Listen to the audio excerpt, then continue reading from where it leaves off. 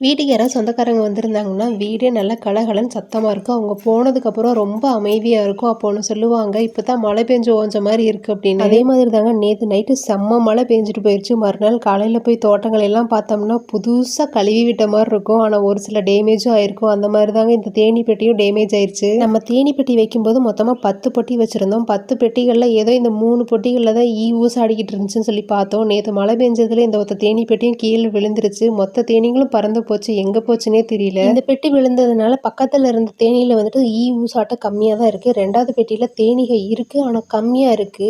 ஏன்னா தேனீகள் நெறைய முதல்ல பறந்துட்டு இருந்துச்சு. இப்ப தேனீ பறக்கிறதே கொஞ்சம் கம்மியா தான் தெரியுது. 3வது பெட்டியில சுத்தமா எதையுமே காணோம். இந்த ஒத்த தேனீ பெட்டி மட்டும் தான் இப்போதைக்கு மொத்த தோட்டத்துக்குமே இருக்கு.